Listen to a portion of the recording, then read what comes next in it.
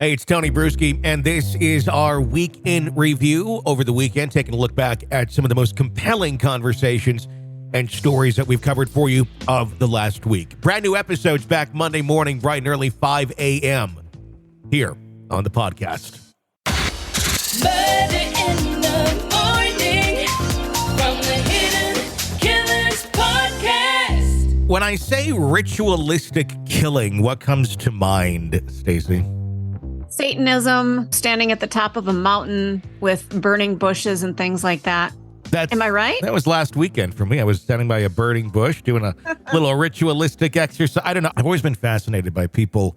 I'm not saying murder ritualistic. I've been fascinated by what people think they're going to get out of some sort of ritualistic act.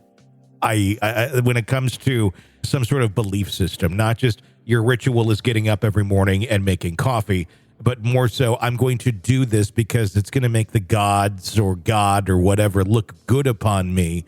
And especially when it's something horrible, like the allegations that we have in the Delphi murder case of their murders being a ritualistic act. Ritualistic killings and sacrifices, blood offerings, that kind of thing has been around for many centuries. The Mayans, if you go visit Mexico, there's all sorts of altars and things like that you can see. And it's been part of human history for a long time. But as we've evolved, and not saying that they weren't an evolved people, but we are a different civilization now. We don't typically do this. It's not something that is acceptable anymore. You hear of it in history, but when do you hear of, and they did this ritual, and then suddenly they had all these powers they wanted? Never. Yeah, it never turned out that way. It never turns out that way. And it's amazing how long people just kept doing it with this belief that, yeah, I'll be the one. I'm going to be the one that's going to get all the goods from God because I killed this person or that person. But isn't that why we buy lottery tickets? We think we might become the one. There you actually have some odds. There is a chance that those numbers could happen. The odds of a Norse god, Odin, looking down favorably upon you because you knocked off two teenage girls on a railroad track. I'm sorry, you're just psychotic if that's what you think. If in fact that's what's going on. There is a new defense out there right now that's being discussed in terms of the Delphi murders and the accusations that have been surrounding Richard Allen, who's accused of being the killer. And I got the whole document here. One of our guests who's closely tied got me the actual copy of it. It is sealed, but it was not sealed for about 2 hours online. So many people got their hands on this before the judge said that needs to be sealed. So we're going to do a little breakdown here of this document. This is the defense of Richard Allen. And I'm going to say some of this does sound pretty crazy because we're talking about ritualistic beliefs. The scary thing is a lot of the claims in here actually do check out. Oh, boy. And a lot of things were overlooked or not looked at all or ignored or pushed to the side or covered up. I don't know, that really don't necessarily point towards Richard Allen in any way, shape, or form. Oh, boy. Let's just go through it before I just start spouting things off and going through it twice.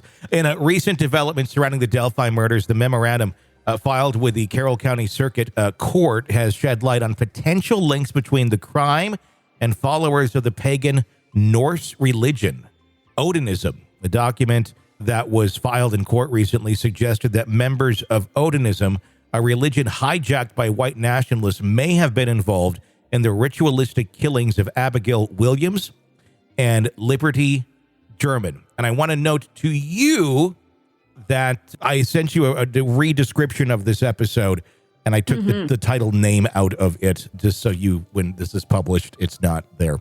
Some key complaints in the document: Odinist signatures at the crime scene. The memorandum claims that symbols in the form of runes associated with Odinism were found at the crime scene. These runes were allegedly formed with sticks, fashioned with tree branches, and painted using the blood of one of the victims, Liberty German. The other connection, and we're just going to use initials here, we're not going to say any names, we're just going to say BH, an Odinite from Logansport, is highlighted in this document. due to his son's previous relationship with one of the victims, Abigail Williams. Abigail Williams and the son of an Odinist, BH, as we're calling him, were kind of a couple. They were dating, quote unquote, as much as you're dating at that age. I was going to say, we're talking about some very young kids here. You know, I'm saying it's a kid's dating, quote unquote. They're friends. Disturbing images on BH's social media, some mimicking the crime scene, were posted. They were discovered by a concerned citizen in Georgia. Despite these findings, the Unified Command, a group overseeing the investigation, quickly cleared him as a suspect. And I'm going to send you another description of this because I'm realizing as I'm going through this, there's some parts that I want to redact in terms of names. So that's kind of a big one right there. This person did have a lot of interesting connections there, more so than just I went for a walk that day and I voluntarily am telling you that I was in that area, as the suspect, Richard Allen, did. When everybody said, they were asked who was there, he raised his hand and said he was there. If you killed somebody, do you think you're going to raise your hand and say you were there? I wouldn't think so. Yeah. Unless, what I keep going back to is, didn't Richard Allen confess to this crime to his wife? Yes, but there are some very interesting allegations in this document that address that very issue. In a nutshell, some of the prison guards who wear Odinistic decals and such on their state-issued uniforms, the allegation is, and they do, and the allegation is that he was pressured into saying that to his wife on the phone under duress, basically, under a threat of, if you don't do this, we will go after your wife and children. Oh, my God. Yeah. Oh, okay. I need to look up these prison not prison uniforms, but the uniforms of which you're. Oh, they're in the document. I'll send you the document too. It's like 160 some pages. That's not okay. No, and then apparently there's quite a bit of Odinism that goes on here in rural Indiana. That I was very surprised to hear that, but at the same point, why were all these things overlooked? The document criticizes law enforcement's decision to abandon the Odism angle early in the investigation. The decision was reportedly based on an unidentified Purdue professor's opinion, which dismissed the possibility of an Odinist involvement. Here's the fun part about that. This professor might not actually exist. The person who went to the judge and said this or that, his name is Tony, it's very much being looked at as he kind of made shit up to get Mr. Richard Allen arrested. Trying to follow some lead. Richard Allen might just be the fall guy here. Yeah, it kind of looks like that. I don't know. I've been following this case from a distance. I'm just starting to really dive into this, but a lot of the evidence does not point to the guy. The one thing that they have is a single bullet that was found in the hiking area and where the bodies were found.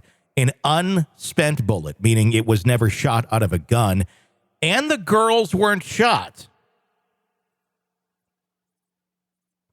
They weren't? They were not shot. So the question is, where did what does the bullet have to do with anything here? Other than maybe he was hiking that day and maybe he had one that fell out of his pocket? I don't know. It's one damning piece of evidence that very much links him to this crime, but that's about it. The Odinist... How were the girls killed? I believe stabbed and strangulation. Wow. See, I had in my head that they were shot. They were not shot. Wow. Yeah. Wow. And, the memorandum alleges that the prosecution withheld crucial evidence, including a letter containing information that could prove the innocence of Richard Allen. The letter sent by the Rushville Assistant Police Chief the former Rushville Assistant Police Chief Todd Click, expressed concerns about the direction of the investigation and the evidence against Allen. That was expressed very early on. It seems that there was a vigorous rush to try and put somebody on this after 5 years of the case being cold, and they finally went with Richard Allen. I don't know if they just spun a wheel and said, let's go with him, but there's not a lot that connects him truly to this. And if these this bombshell of a document of these allegations are true, this is one hell of a crazy case. Richard Allen has no connections to Odiism or any pagan cult. Furthermore, no forensic evidence such as DNA or electronic data links Allen to the crime scene. All the stuff that you kind of need. Yeah. Odinist and Westville Correctional Facility. The memorandum suggests that members of the Odinist cult are employed as corrections officials at Westville Correctional Facility, where Richard Allen is allegedly being threatened and mentally abused. Here's another weird thing about this whole case, and I think this is honestly connecting some dots as to why Richard Allen is in a maximum security prison. Keep in mind, he's not guilty yet. Innocent until proven guilty. You don't typically put those being tried for a crime into a maximum security prison. They're in jail. Two different places, two very different environments. The argument that was made to put him there was he's at risk if he was at the jail. We can't protect him adequately. Why not? Why can't you? I mean, it seems Brian Koberger's in a jail. It seems all these other very high-profile cases are in the local jail. Maybe you should figure that out, because it really kind of violates his rights to have been thrown into a prison setting, far more dangerous. And it's interesting the amount of correctional facility officers there that are Odinists, that, if true, could have possibly pressured him into making that admission to his wife. Out of nowhere, by the way. Just out of nowhere that came. Something stinks about this case. Going into this, I didn't realize what pieces were missing. And I do want to say, as somebody who's worked around animals, I know so many dogs named Odin. That, I mean, Odinist, I believe it revolves around like Viking and Nordic culture. That's kind of how people got back into this, is because of television and shows. The thought is that white nationalists have kind of hijacked this religion because they thought it looked cool. And the connection, here we go, because number one, there is that connection to BH and the sun. The belief is, in the accusations in this document, are that someone was not happy that one of these girls, the mother, was dating outside of her race, and that may have been some sort of connection to it.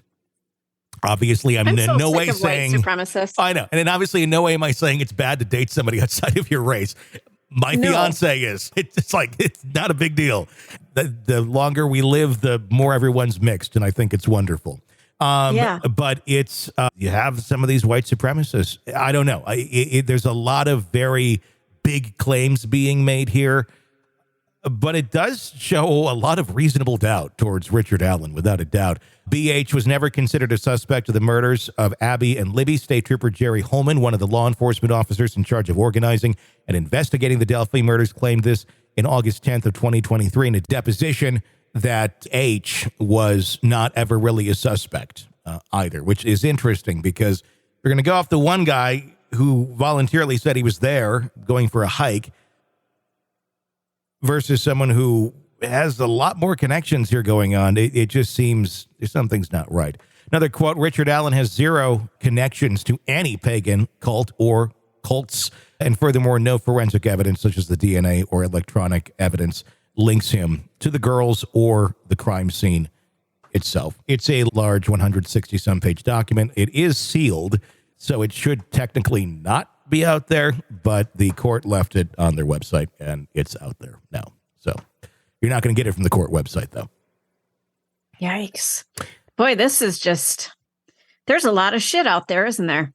Yeah, there's a lot into this case. I'm very much wondering where this is going to go. I want to go through the document and read it in its entirety because it really paints a very crazy picture. And I'm used to defense attorneys making up a lot of stuff, or not necessarily making up, but spinning a tale that would make their client appear to be innocent.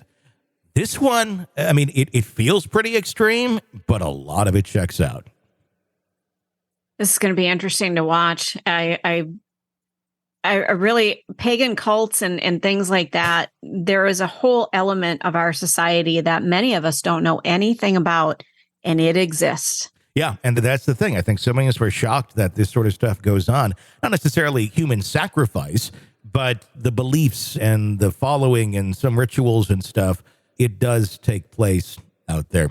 We'll keep watching this throughout the week, including today, if you're on the feed and you're listening to this in the morning. Some great conversations here today with Bob Motta today and tomorrow, and I think Wednesday too. Talk also with several others about this case. Siobhan Scott, psychotherapist and author. We also dive into this quite a bit this week. So there's also a separate spin-off podcast where we're just going to put our interviews and content about the Delphi murders there. You can listen to it, called Delphi Murders Inside the Crime, anywhere you download podcasts. You can listen to all of that, of course, ad-free if you are a Premium Plus subscriber to our True Crime Today channel, which you can do if you're on Apple Podcasts right now. Just go and subscribe and you can get all the stuff ad-free. Lots to dig into here. We are, I think, just at the tip of the iceberg in this case. You're locked into the Hidden Killers podcast. Want more? Start binging on all of our true crime podcasts right now through Apple Podcasts and get an ad-free experience when you sign up to be a True Crime Today Premium Plus member exclusively on Apple Podcasts. More of the Hidden Killers podcast dropping soon. Press subscribe now.